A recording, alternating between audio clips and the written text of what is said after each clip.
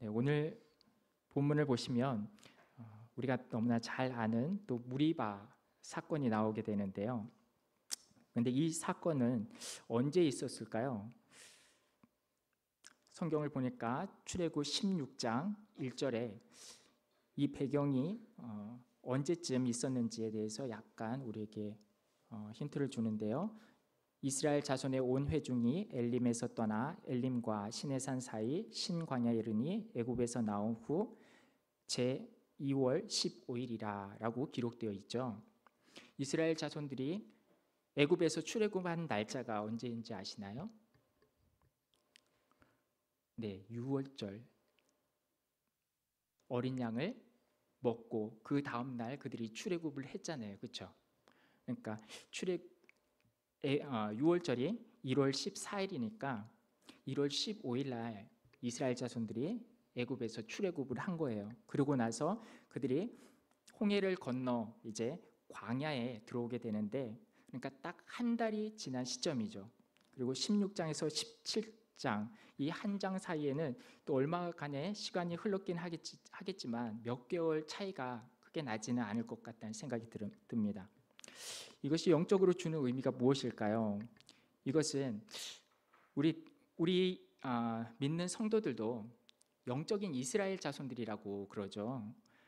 우리도 예수 모세와도 같은 그 선지자인 또 예수 그리스도로 말미암아서 세상에 살다가 우리는 하나님의 자녀가 되어서 이제 세상과 결별한 영적인 이스라엘이라는 거예요. 그래서 영접하는 자 곧 그 이름을 믿는 자들에게는 하나님의 자녀가 되는 권세를 주셨다라고 성경에서는 말하고 있죠. 그래서 우리가 예수 그리스도를 믿는 순간 이제는 이 사탄의 권세에서 우리는 벗어나게 되고 하나님의 자녀의 신분을 얻게 되는 거예요. 우리가 예수 그리스도를 믿는 그 순간, 그래서 요한복음에는 무엇이라 그랬죠? 우리는 거듭났다라는 표현을 사용하고 있어요. 이스라엘 자손들도 지금 어떤 상태인 줄 아시겠죠? 이제 출애굽한 상태라는 거예요. 그러면 뭐예요? 영적으로 이들도 거듭났다라는 거예요. 그런데 여러분들도 예수님 믿고 나서 아시겠지만 처음에는 뭐예요? 어때요? 모든 것들이 다 서툴죠. 마치 어린아이와도 같죠. 우리도 마찬가지라는 거예요. 예수 그리스도를 믿고 이제 내가 하나님의 자녀가 되고 나면 그때서부터는 영적으로 몇 살이에요? 1살이에요. 1살. 갓난 아기라는 거예요. 갓난 아기가 처음부터 엄마 나 밥 줘. 그리고 아기가 다름질하고 뛰고 그럴 수 있나요? 못하잖아요. 그렇죠? 우리도 마찬가지죠. 영적으로 거듭났을 때는 어린아이의 상태와도 같다라는 거예요. 그래서 모든 것들이 다 서툴고 연약해요. 그래서 우리도 이 이스라엘 자손들이 그 처음에 갓 영적으로 거듭났을 때 그들의 상태를 본다면 그들이 아직도 영적으로 많이 어린 상태라는 것을 우리가 알 수 있어요. 어린아이들의 보통 특징이 어떤 건지 아시죠? 어린아이는 뭔가 엄마가 어때요? 항상 곁에 붙어 있어야 돼요. 잠시라도 엄마가 떠나버리면 어때요? 자지러지게 울죠. 항상 느껴져야 돼요. 그리고 항상 어머니의 목소리가 들려줘야 해요. 우리도 마찬가지인 거예요. 영적으로 거듭났을 때는 하나님이 항상 우리 곁에 계시다는 것을 항상 이렇게 체험하고 경험하고 그래야만 우리가 안심을 할 수 있는 그런 어린아이와 상태와도 같다라는 거예요. 그런데 그 하나님께서 내게 느껴지지 않는 거예요. 어느 순간부터. 그렇게 되면 어떨까요? 어린아이는 불안에 떨죠. 두렵겠죠. 오늘 이 본문을 보시면 무리바 사건에서도 그런 상황이 지금 벌어지고 있다는 거예요.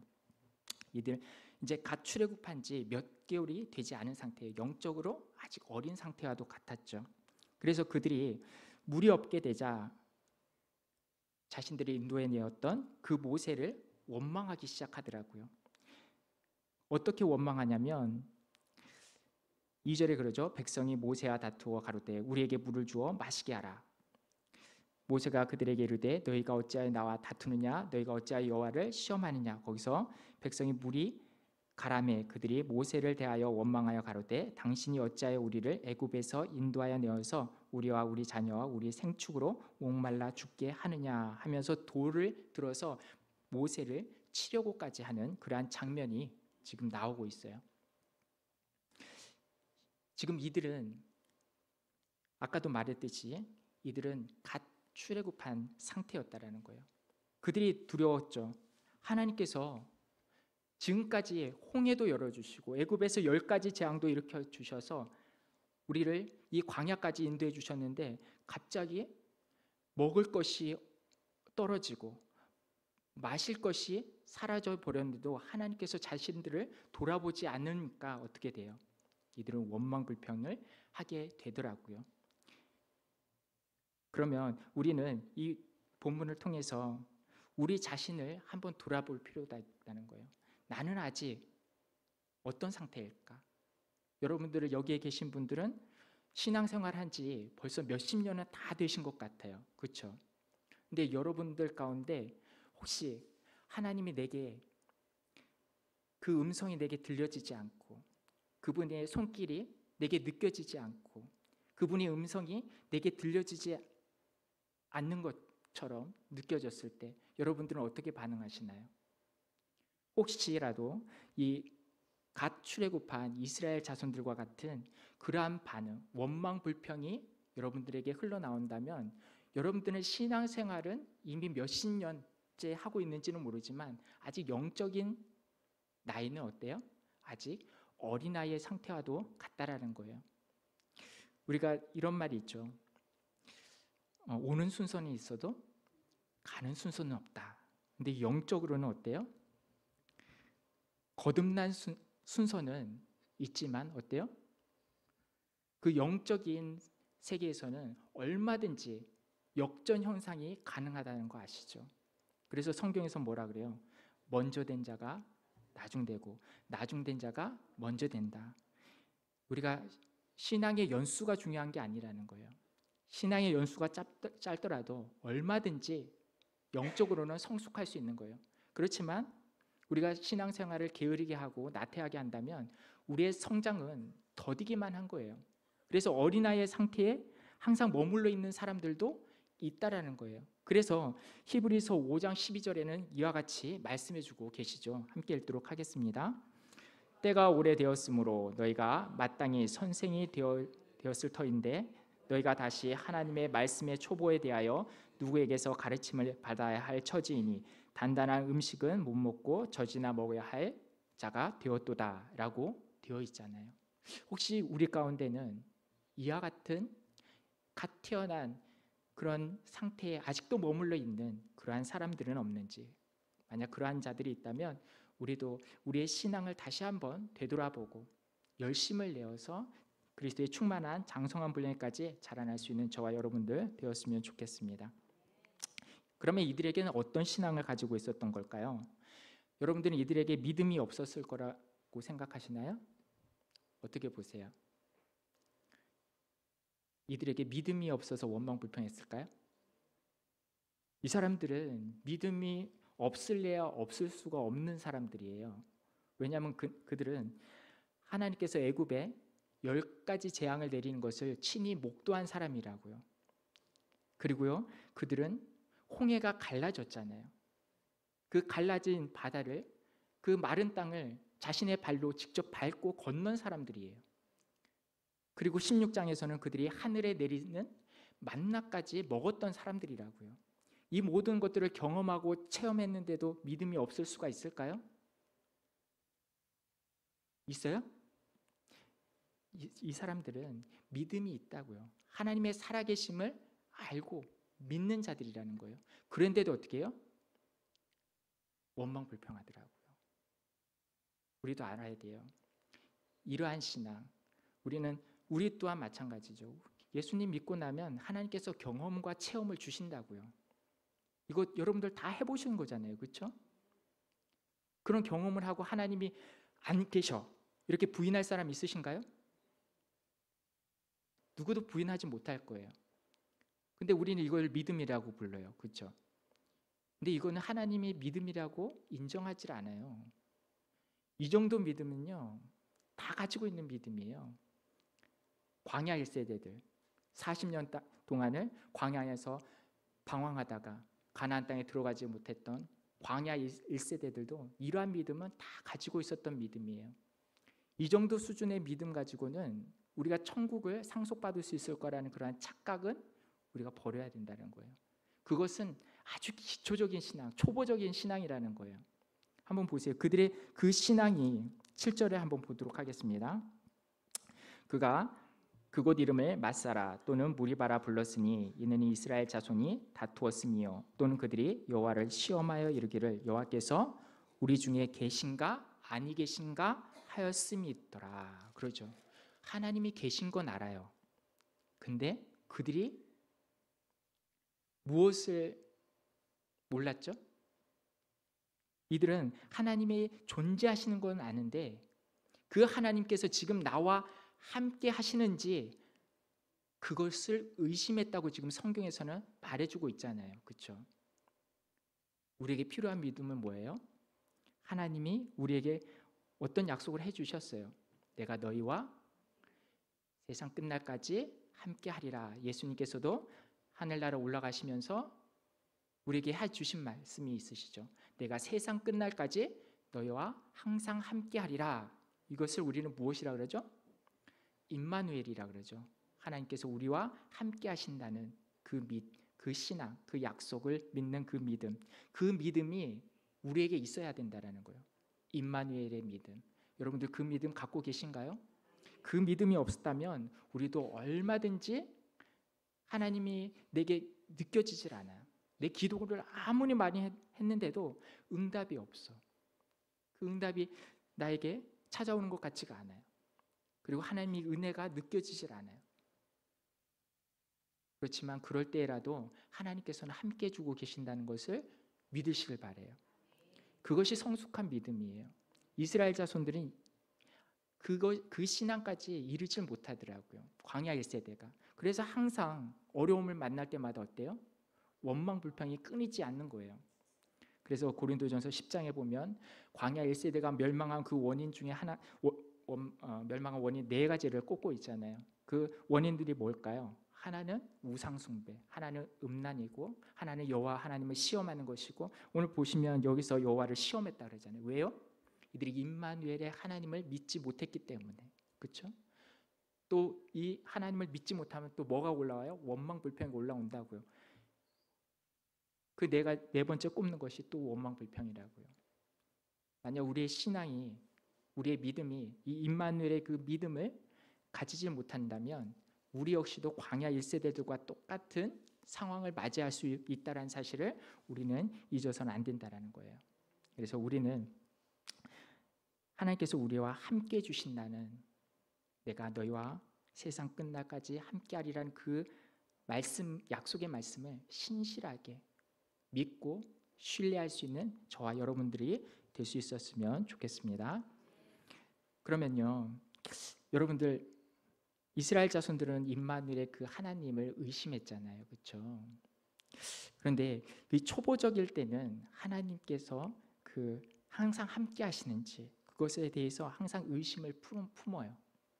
그런데 우리의 신앙생활을 오래 하다 보면요, 우리는 또 다른 잘못된 길로 빠질 때가 있더라고요.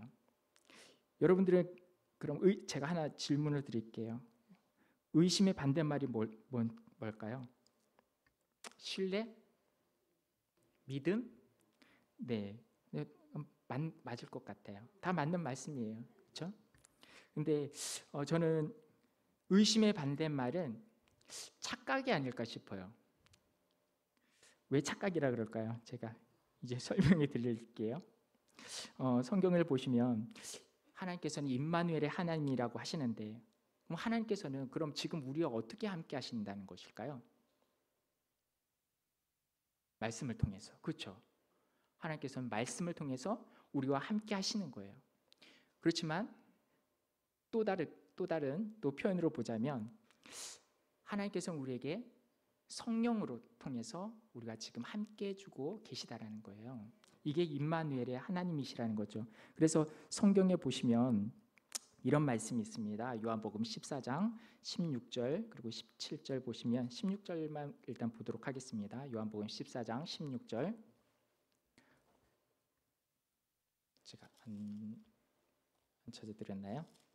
요한복음 한번 제가 읽어드리도록 할게요.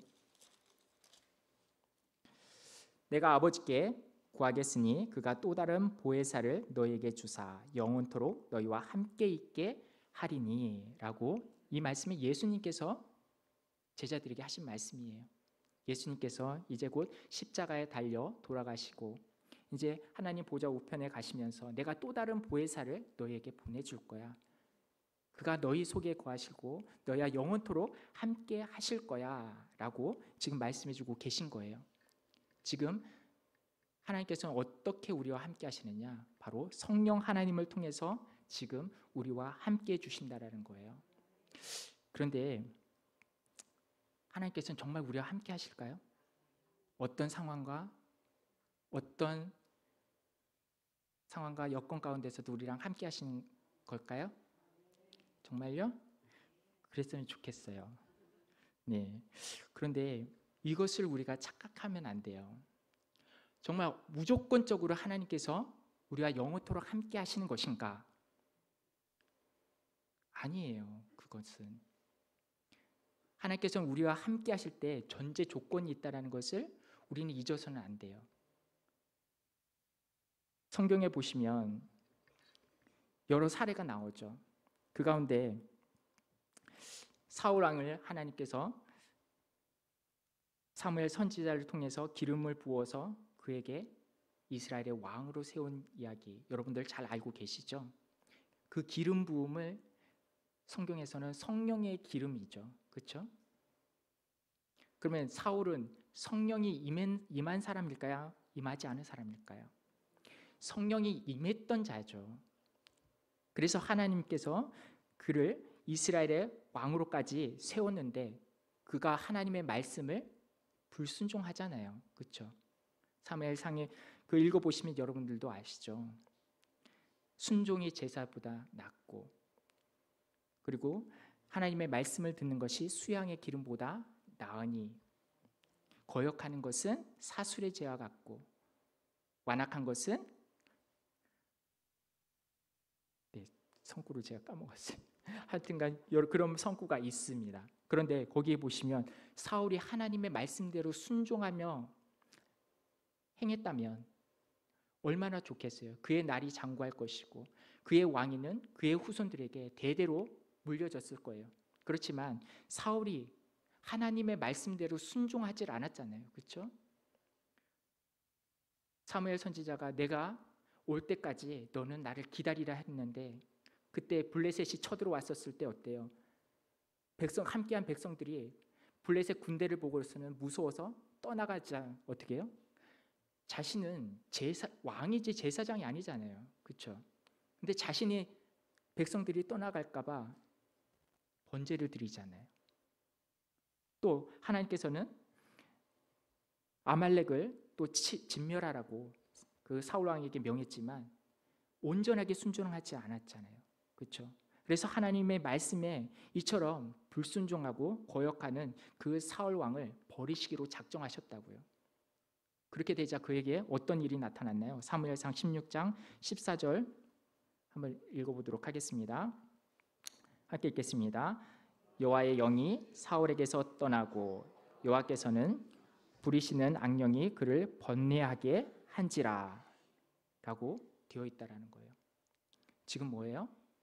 성령께서 또 다른 보혜사이신 성령을 우리에게 부어주셔서 우리와 영원토록 함께 해주시겠다고 약속하셨는데 지금 뭐예요? 그 성령이 떠나가요. 왜 떠나가요?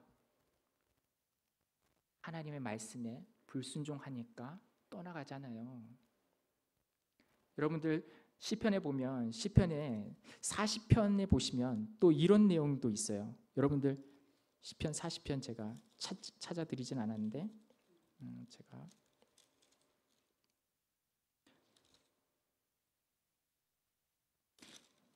밧세바와 이 다윗이 범죄한 이후에 그가 시편을 썼었는데요. 거기에 이런 말씀이 기록되어 있어요. 주 앞에서 나를 쫓아내지 마시며 주의 성신을 내게서 거두지 마소서. 이런 성경의 시편 내용이 있어요.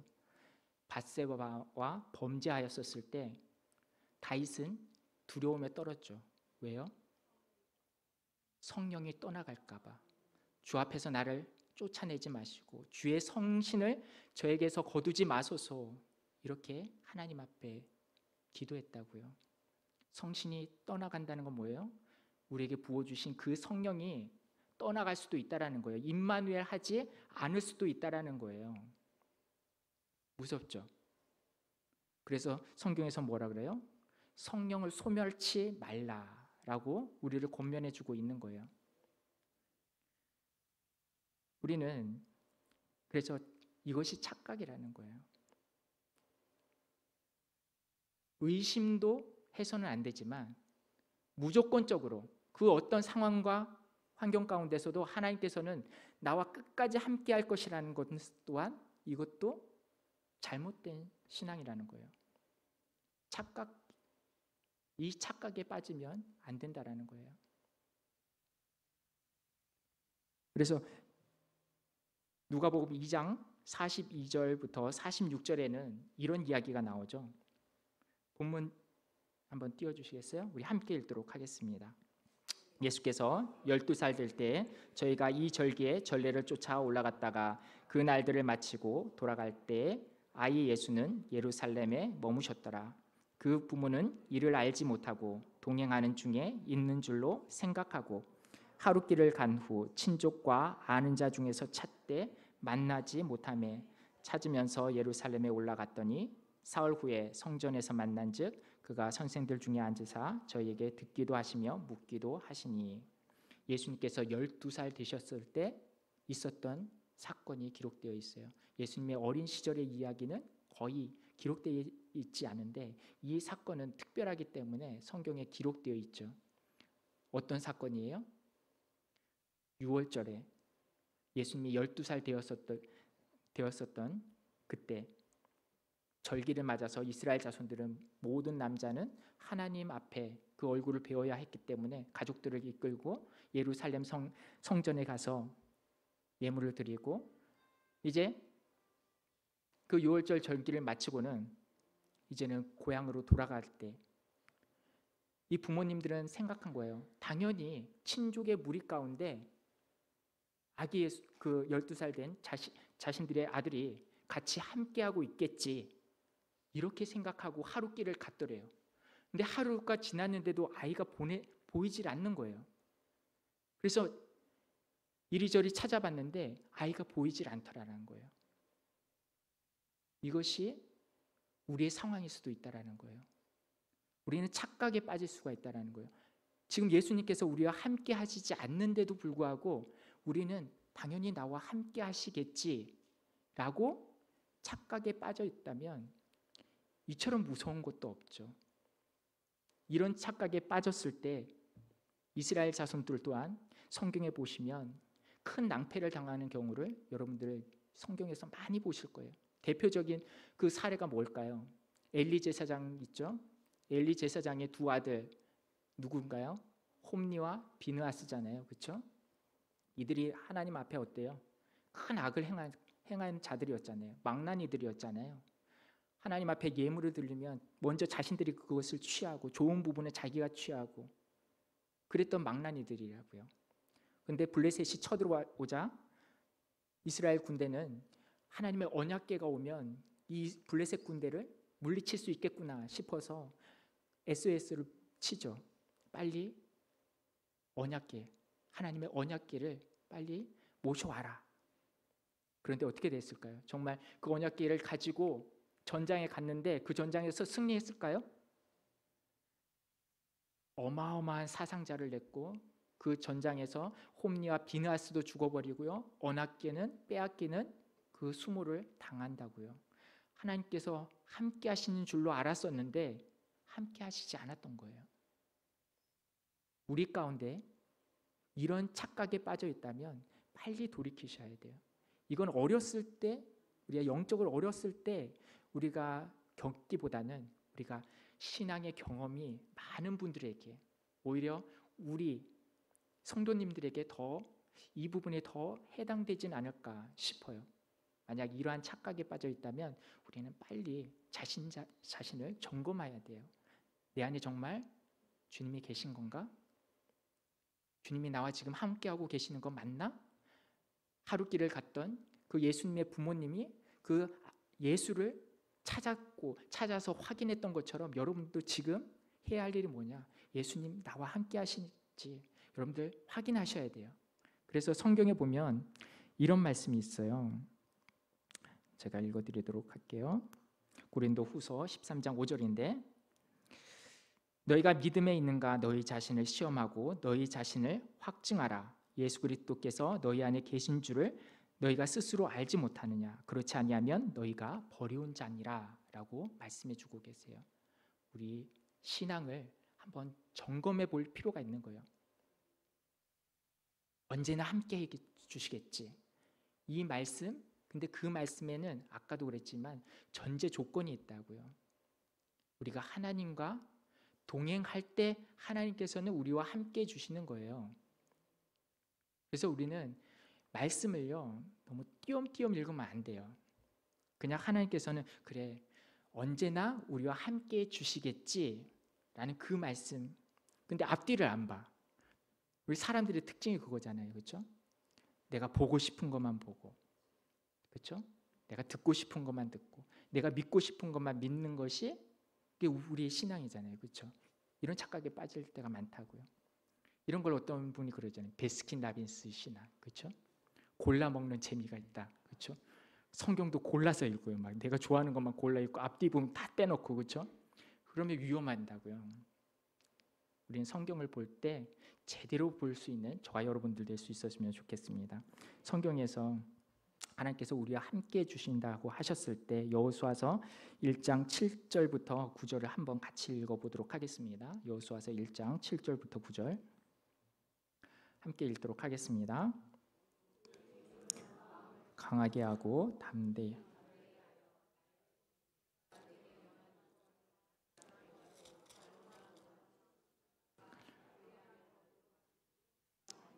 이 율법책을 내 입에서 떠나지 말게 하며 주야로 그것을 묵상하여 그 가운데 기록한 대로 다 지켜 행하라. 그리하면 내 길이 평탄하게 될 것이라. 내가 형통하리라. 여기까지 보도록 하겠습니다. 네, 여기서 뭐예요? 우리가 하나님의 말씀을 주야로 묵상하고 또 그 가운데로 기록된 대로 지켰을 때 하나님께서 우리와 함께 해주시겠다고 지금 말씀해 주고 계시잖아요. 그렇죠? 이 부분은 쏙 빼놓고 하나님께서 나와 함께 해주시겠다, 이 부분만 내가 취하면 돼요, 안 돼요? 안 된다는 거예요. 우리는 하나님의 온전한 말씀, 이러한 실수를 우리가 자주 범하잖아요. 창세기 3장에서도 하와가 그러죠. 성경을 띄엄띄엄 읽으면 하와처럼 실수한다고요. 사단에게 넘어진다고요. 게임에. 우리 그러지 말고 하나님의 말씀을 사모하고 그 말씀을 근데 사모하되 그 말씀을 우리가 제대로 알아야 되겠죠. 그리고 그 말씀대로 준행할 때 우리의 삶이 형통하실 것이고 하나님께서 약속해 주신 저 천국을 우리가 넉넉히 상속받을 수 있게 될 줄 믿습니다.